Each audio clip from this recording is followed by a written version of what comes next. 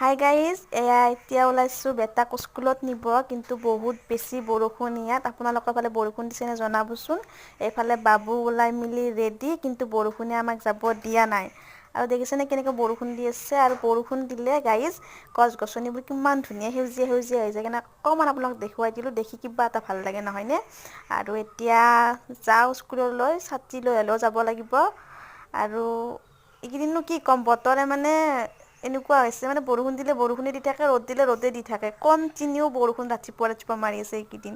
মানে ক'তো কোনো তেনেকৈ যাবই নোৱাৰে, মানে যদি ৰাতিপুৱা দিয়ে দুপৰীয়া আকৌ ৰ'দ দিয়ে, তেনেকুৱা হৈ আছে।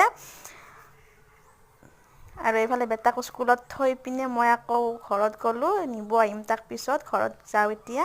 আৰু এইফালে মই এতিয়া নিব আহিছোঁ, এতিয়া দেখিছেনে বৰষুণ নাই আকৌ ৰ'দ দিছে এতিয়া, মহিমা বতৰৰ। আৰু এইফালে স্কুল ছুটি আহিব টাইমত মানে তাৰ দৌৰা দৌৰি হয়। আৰু যাওঁতেতো মোক এৰি আগত দৌৰি দৌৰি যাই থাকে, দেখিছেনে আপোনাৰ।